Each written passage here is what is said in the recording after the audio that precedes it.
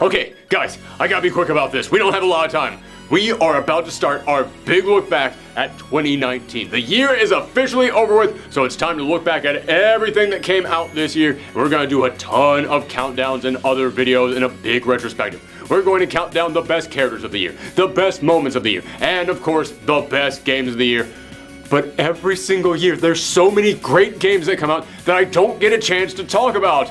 But you know what? I got time for one last review. Before we start our big look back, I can squeeze in one final review, so I gotta make it count. What's it gonna be? Okay. Control. Control, it was this great imaginative experience that I wasn't expecting a lot out of, but oh man, it blew me away. Borderlands 3, a game that was so good, it was able to melt even my cold Randy Pitchford hating heart.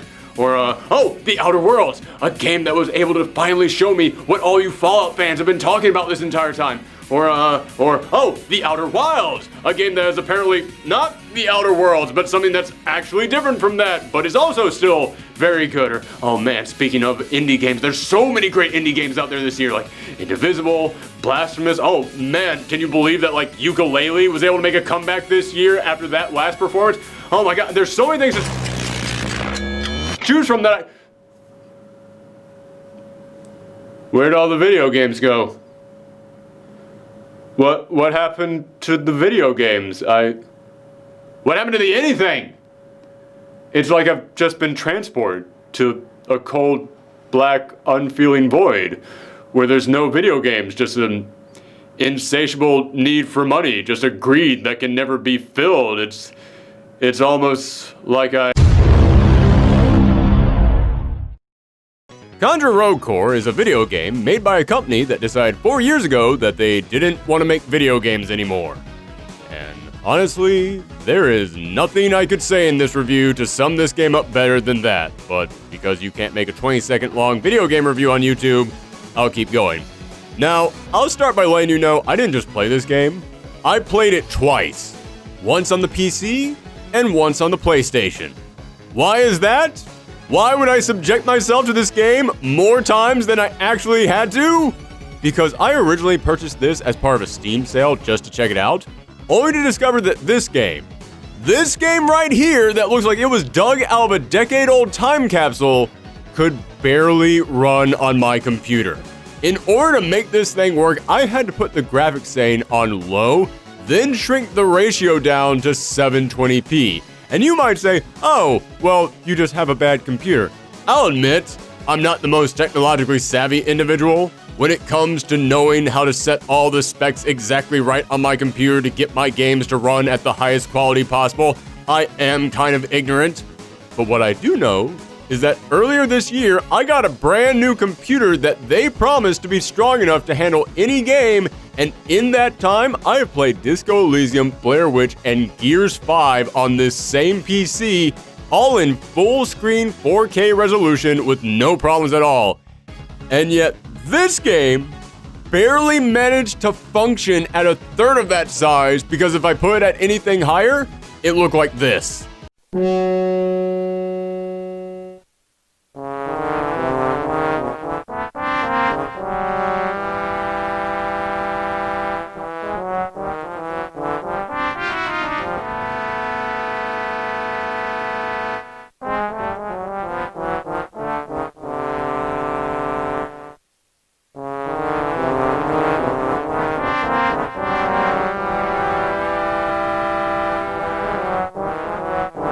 Now, in all fairness, I really should have known this game wasn't going to run right, because when I booted it up for the first time, my antivirus program popped up and said, "Whoa now, this looks suspicious.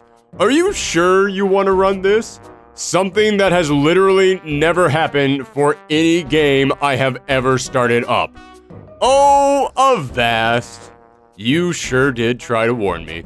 But I'm glad I had to swap over to the PlayStation, because then I could check the trophy progress, where I found that only 31% of the people who played this game got through the first chapter.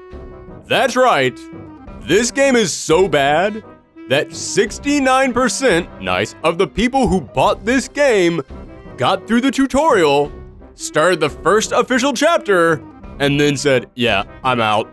But enough ignoring all the warning signs. How does this game actually play? Well, it's a Contra game, so the idea is to run around and blow up as many aliens as you possibly can. And that's pretty much it. Yeah, the Contra games were never really that heavy on playstyle or variety of mechanics. You would just run around, pick up upgrades to change your weapon around, to give you different ways to blow up the aliens. That was pretty much it. But you know something? It didn't need to be anything more than that. It was a run and gun game, and run and gun games can be very rewarding and satisfying with fairly simple gameplay. You didn't need anything more, and Contra was the king of the run and gun genre. Contra Rogue Corps is a run and gun game that will not let you run and it will not let you gun. Now, if you've paid any attention to this game over the year, you've probably heard people say that this game has an overheat mechanic. It's pretty much all anyone can talk about with this game. If you fire your gun for too long, then it gets too hot, and then you can't keep shooting, and you have to wait for it to cool down. And I want to take a moment to say, I have a real problem with people critiquing this mechanic. I saw so many reviews where they said, it's a Contra game where you can't shoot your gun. That's like a Mario game where you can't jump. It's a Contra game where you can't shoot. That's the whole point of Contra. How could they do that? And honestly, it bugged me seeing so many critiques of this mechanic. Not because the mechanic doesn't deserve critiquing. No, God no, not at all. This is terrible. Yes, it does encourage you to swap between your weapons, but not every weapon works for every situation, and you overheat way too fast. There is one boss who has a weak spot that opens up and you have to fire at it, and my main weapon would overheat before the weak spot was done being exposed, so I would have to swap to my secondary weapon, which moved so slow, the first shot I fired couldn't reach the weak spot before it closed, even if it was the first shot I fired. So no, my problem isn't that people are critiquing this mechanic, it's a bad mechanic. My problem is that so many reviews stop there. So many reviews of the gameplay that I saw simply boiled down to, there's an overheat mechanic, it's terrible, I don't like it. Which you shouldn't, because yes, it is terrible, but I assure you, there is so much more wrong with this game than just the overheat mechanic. Let's start with aiming. Now, on the old 2D Contra games, aiming wasn't that big of a concern. You shoot forward, up, down, maybe diagonally, move around till you get in the right spot. But in this game, aiming feels like next to impossible. Watch this clip here. I barely flicked the right stick and I moved 90 degrees. Then I flicked it even slighter in the opposite direction to go back and I turned 180 degrees. How does pushing the controller so slightly move me so much? How does pushing it even less move me even more? I don't even know how you would program something like that. That doesn't even seem like something that could happen by accident. But that's just trying to aim while stationary. And you can't do that in Contra. You have to run and gun. You have to shoot while moving. And like with most 3D shooters, you move with the left stick and aim with the right. But here's the thing. I constantly, throughout this game, would be aiming in a direction, then suddenly, I would just start shooting in a completely different direction. I thought maybe my thumb was budging in the slightest microscopic direction and that was sending me spinning wildly all over the place. But as time went on, I realized that wasn't the case. No, what was actually happening was much worse. Yeah, I'm going to bring the camera back to me for a second here because there is no way to sum up how bad these controls are with just words alone. It's that stupid. But essentially, whatever action you make in this game overrides the previous action. And you might hear that and think to yourself, oh, so if you start going in one direction, you stop going in the other direction? Yeah, that's just how controls work. No, that's not what I mean. What I mean is that in this game, if I am walking in this direction, meaning I am pushing that direction on the left thumbstick, but I am aiming in that direction with the right thumbstick, if I have to change the direction I'm walking, even by a nudge, even by like 10%, the moment that I move the left thumbstick in this direction, I will stop firing in this direction and start firing in this direction. even if I am still holding that direction down with the right thumbstick, the moment I do this with the left thumbstick, it doesn't matter what my right thumb is doing, I'm going to start firing in that direction. The only way that I could figure out how to get around this is that I had to learn how to immediately let go of the right thumbstick right before I changed the direction I was walking, and then instantly bring my thumb back down to catch the right thumbstick before it was done firing back so I could get to go back to aiming in the same direction. It's exactly as stupid as it sounds. So that is an insane thing to ask someone to learn to do, because this game didn't know how to make you aim and walk at the same time. But you might be asking, well, does it work when you learn how to do this delicate ballet of thumbstick navigation? No! Because if you aim while you're walking, even if you know how to do it right, you will move at a snail's pace. For some reason, your character can choose to run, they can choose to gun, but they cannot do both at the same time. And I don't know if you've noticed yet, but there is a crap ton of stuff on screen that you have to avoid. There are so many monsters and laser blasts coming at you, and you know something? There should be. It's a Contra game. There should be swarms of enemies to fight.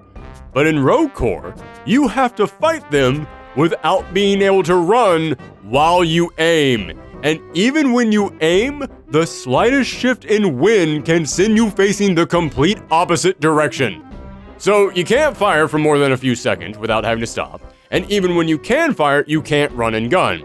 So what exactly is left to make this a Contra game? Do you at least have the cool power-ups? Well, yes. Kind of. Actually, no. Power-ups implies multiple. I should have said power-up.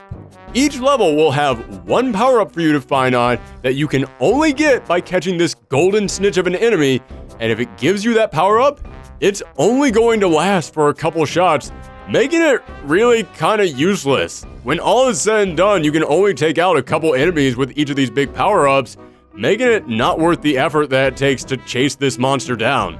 Because of all this, really the only way to fight these enemies is by using your charge attack, which I have to admit is kind of a nice mechanic. It's a shoulder charge that makes you lunge ahead for a short burst, and during this time, you're invincible, making it the perfect way to get out of a jam. But in return, it does only a small amount of damage. But honestly, considering that I can actually aim this move, and it's the only move that really helps out with big clumps of enemies, I'll take that drop in damage. I don't care. I will gladly use the shoulder rush throughout the entire game, even if it does make the game take longer. Oh, wait, no, never mind. There's a timer. And if you try to beat enemies with just the shoulder charge, you will not make it through the level in time.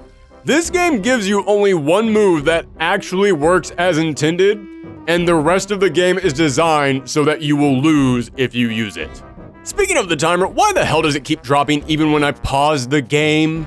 Like, I get that this game wants you to play in multiplayer mode with other people online, and that means you wouldn't be able to fully pause everything, but,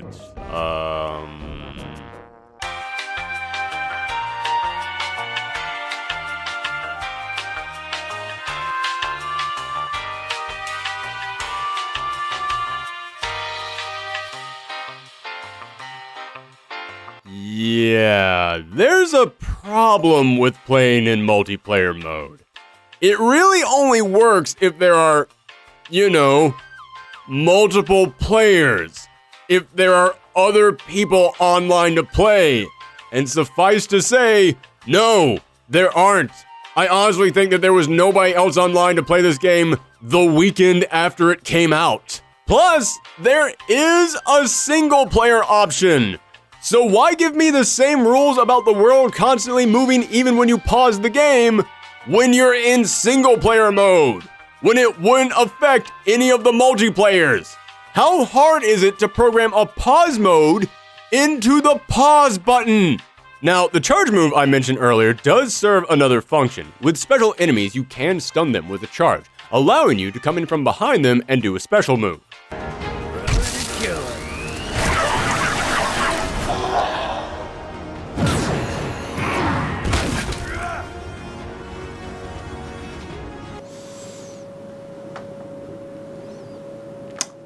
You're probably thinking to yourself that looked really bad, and it did, but that's what that looked like on the PlayStation. On the version of this game that kinda sorta ran. Here's what that same cinematic kill looks like on the PC.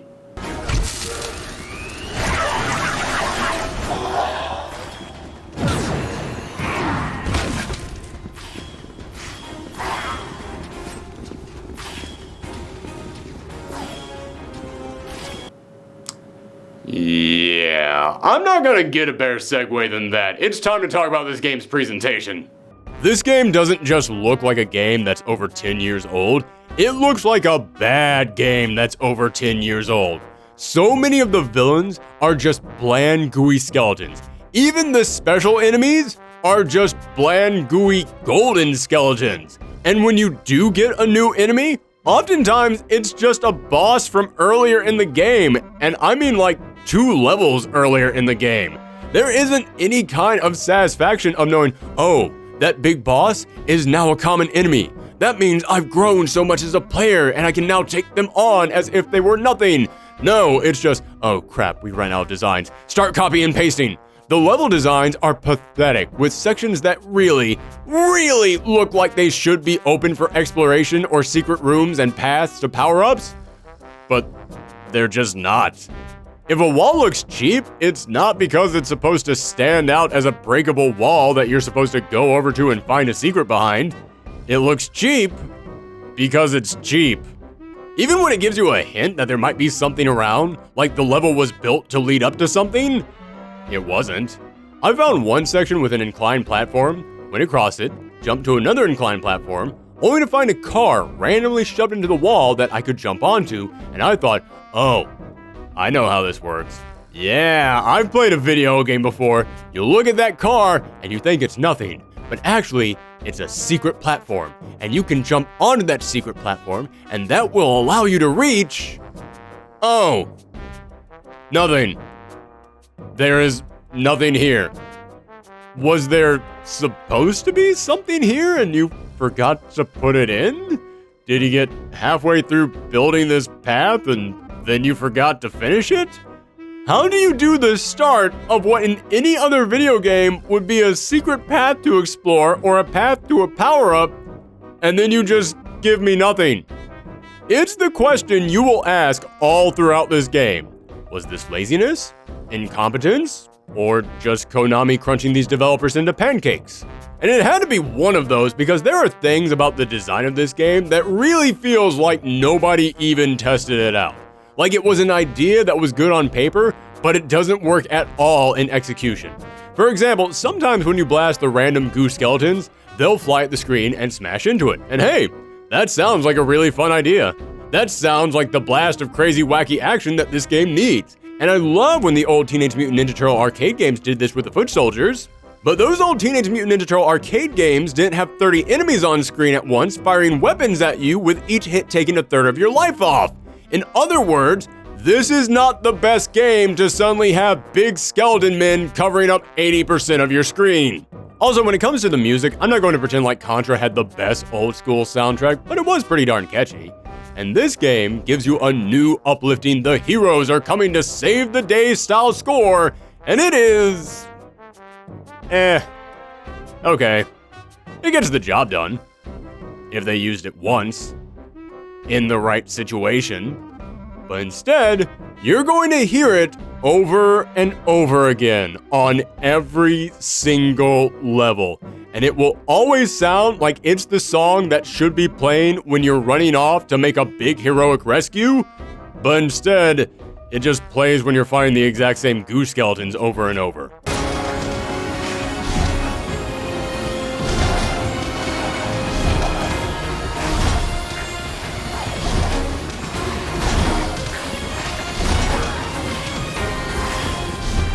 But if I can be real with you guys, that song is nothing special and they do overplay the crap out of it, but it's still way better than the one other song I heard in this game. The most generic, basic screamo song you could imagine that would come on just at random in the start of the game and honestly made me laugh at how epic it was really trying to be, placed against action that was anything but.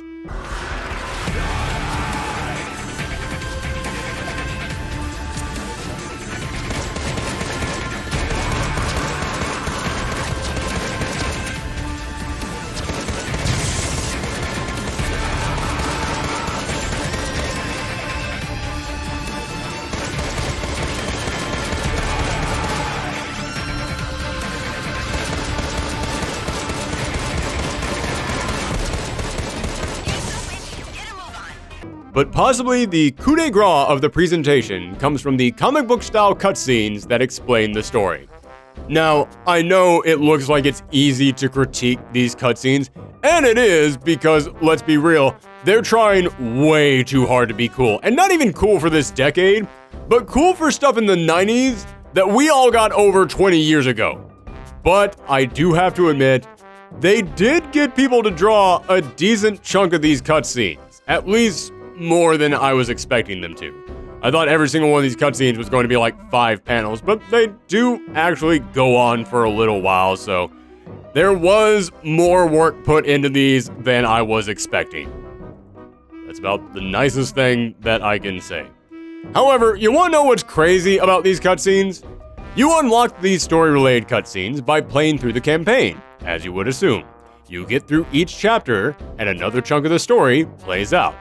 However, whereas any other video game would have that story play in the campaign, so that way you'll understand what you just did and what the next part of the campaign is. In here, after you get through enough chapters in the campaign, you then have to leave the campaign and walk over to a different part of your base in order to watch the story you just unlocked. You play the story here, but you have to watch the story here. I can't even think of anything that quite sums up the perplexing level of incompetence behind this decision. What game will not let you watch the story in the story? What game lets you play through the story, but if you want to know what the heck you just played through, you have to go somewhere else? Now, there is more to talk about in this game, like how there is an upgrade system to add features to your weapons, but honestly, I never once got to experiment with this because your weapons have only a limited amount of weapon points, I guess? And each mod that you place on these weapons uses up these points. These limited points. And I think that you can increase the amount of points that your weapons have by leveling them up after each mission, but honestly, it takes so long to level your weapons up that I couldn't notice any difference if there was one. So, as I said, there is a customization option. Never once factored into the game for me, but it's there, apparently. So, normally before I go into the score, I would go back and sum up all my points about this, but if I was going to recap all the bad in this game, I would just repeat this entire review. So instead of doing that, I'm going to show you this one cutscene that I feel sums up everything that I want to say about this game. It comes from a moment early in the game where they tell you to use a tank to bust down a wall, and you do this. They're blocking the path. Think we can use that big-ass tank over there?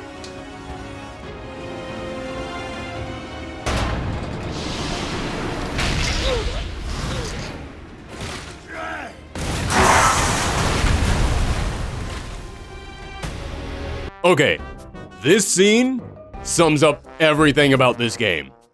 There are some ideas here. People were trying to be over the top and fun. Or, I don't know, maybe it was just a bunch of soulless corporate robots trying to replicate what they've heard fun is, but point is, there were some ideas here.